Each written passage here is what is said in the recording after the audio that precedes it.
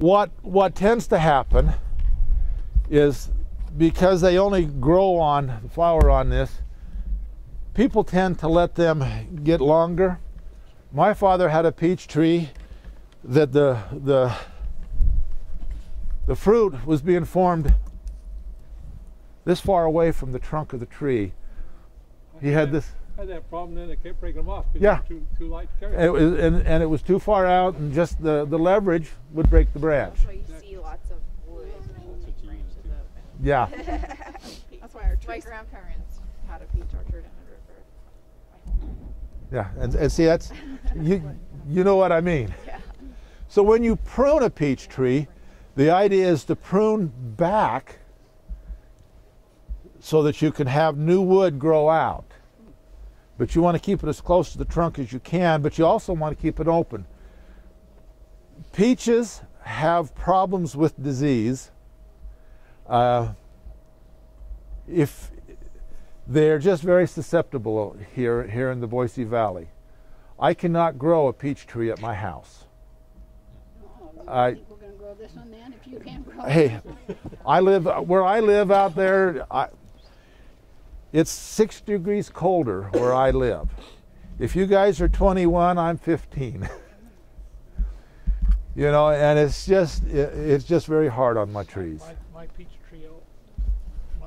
tree produced 75 bottles of one tree. Yeah. One tree. It's self-pollinated. We'll bring a piece of the bark on this one. 75 quarts. Yeah. And it's only about 5 years old. Oh, wow. Does it help when you plant a peach tree to plant it on a certain side of the house where you get reflective sun and some, if there's a prevailing wind, where it would help keep that area warmer? I don't know that the wind would make a difference, but you need to be on the south side of the house in full sun. Okay. Or you need to be far enough away from the house on the north side where the shadow doesn't fall on it. So this is an ideal spot right here. Can you just tell me why? Apparently it's grown heavy out here, and these here are almost dead on this side now. Is that because of the reflection or something? No. It surely needs some help because it's grown crooked and everything else. You know, as far as the crooked, I wouldn't worry about it. As far as that, somebody mishandled it at the nursery and just damaged all those branches. So again, we look at this. So is this one of those bad cuts here with Yes. the stuffy, sticky uppy? Yes. Those are, you can see here, there's that one there. There's that one there. There's that one there. They're all just stubs. Here's another one here. What are you cutting off? Where they're dead. They pruned them. They mispruned the plant. They damaged it. Someone came in here and because of just the way that you can see here how that's dead stick coming out, that dead stick coming out there. But it takes nutrients from the tree, so you want to cut them. Well, what it does, it's just like, you know, if you were working and you broke a bottle and cut yourself, if you don't take care of it, you just leave it open, you get infection in it. These are routes of infection into the. Here's another one right here. You can see how the black has gone down into here. One here. Yeah. See, and this whole side has been mistreated.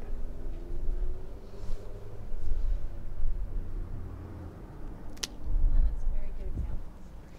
Yeah. You've been talking about No. keep peach tree open. Uh-huh. It's my understanding that applies to apricot, Down and just cut Yeah. it and then you want that style more to the apple, plum, pear, and cherry, right? Yeah, not so much cherry. The cherries that I grow, they get too tall if I do it that way. So That's been my problem, is when cherries want to go straight. yeah, you know, and so we got to the point where I would come in and I would be cutting the branches like this and toss them on the ground for the kids to pick all the cherries off because we couldn't climb up to them. You know, so now I just try to. What I meant is they keep talking about you want those Scaffold. You want those centers to grow straight Yep. up, whereas the peach and the apricot you want. Vase form. Yeah. But apple, pear, plum. Central leader. Kind of central leader. Yeah. Yes. Okay. Now, again, we want to get this so that we can mow underneath it and around it. There's two ways we can bring these branches up, or we can make the circle bigger, you know, so that you have less lawn. You know, so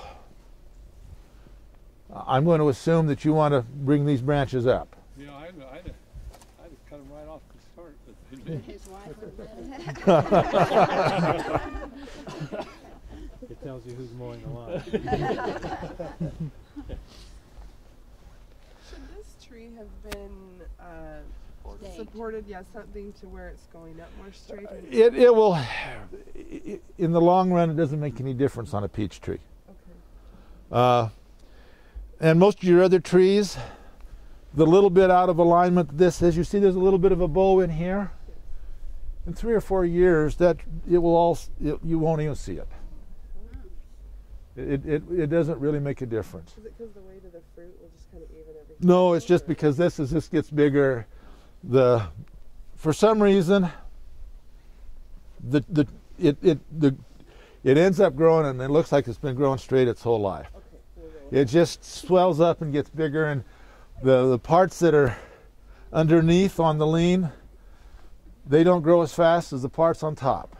I don't understand it really. So when you Does that mean there's always hope for crooked kids? Yes. Okay. I mean, look at me. I made it. So that's where if you cut the trunk, and you look at the rings, they aren't concentric. It'll be off center, and that's how it accommodates that. Mm-hmm. Okay.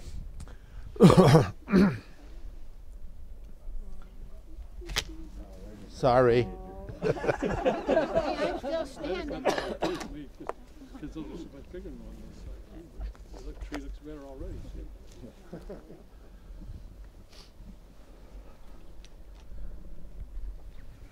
You said it'll only bloom on last year's growth. Yep. So where do you prune back to with the?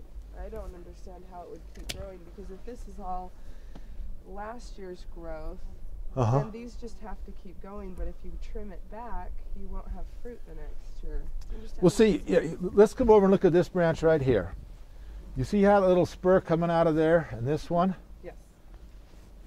I can always cut this long piece out, and now I have 2 branches close to the trunk that will, this year, after I get through pruning this, there's not going to be as many spots to grow, so these things are going to take off. And you'll always try to, it's just like with a grapevine. When you do grapes, you always leave a couple of buds at the trunk of the grape. You know, and then you let they're not there.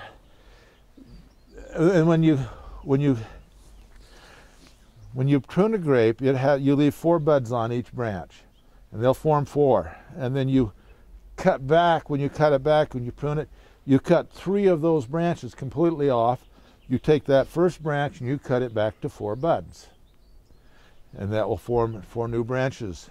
You cut 3 of them off the next year and leave 4 on that. So it's never getting out there. And it's the same thing on this.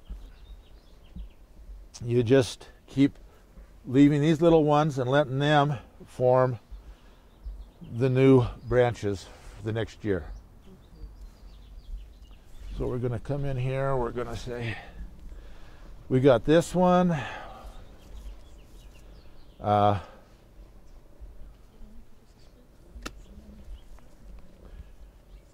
Okay, I'm going to leave some of this stuff on the center here this year so that we can get some flowers and maybe get some peaches.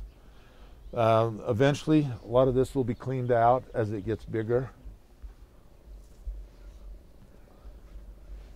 Maureen, when did you plant these? Last spring. So do you kind of have to wait a year before you have any fruit? We had a couple of peaches on that and 3 or 4 apples on that one last year. Wow.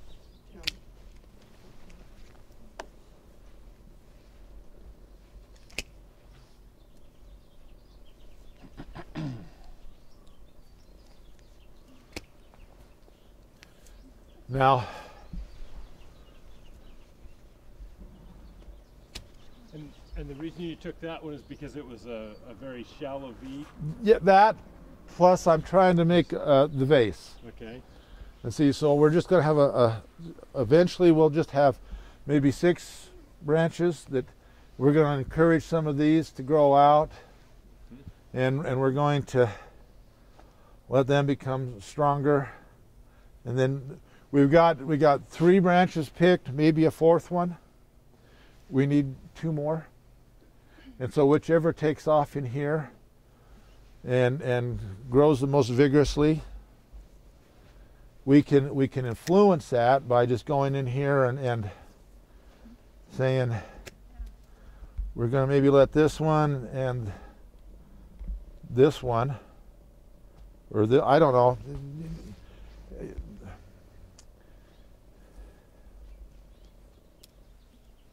Would you want to trim this one right here? Yes.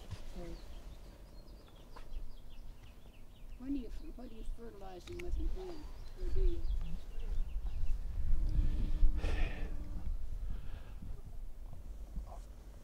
Whatever you're using to fertilize the lawn should probably take care of it. Oh, okay. There, you know, you might want to put a little bit extra around the tree, but I don't. If you got a good healthy lawn, your trees are usually good and healthy too. Pardon? I love ammonia sulfate. And how does that help your root system? That's going to go all to the. It's the sulfur that I love in the ammonia sulfate. Sulfur is the best for disease control. It's very important.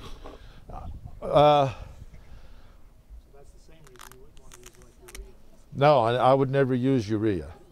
Now, let me take back. I do put fertilizer on lawns as part of my job for Diamond Lawns. I'm their sprayer. And I do use urea as part of my mix. A small part, just because it's so expensive to do it any other way. And we want to keep our prices competitive.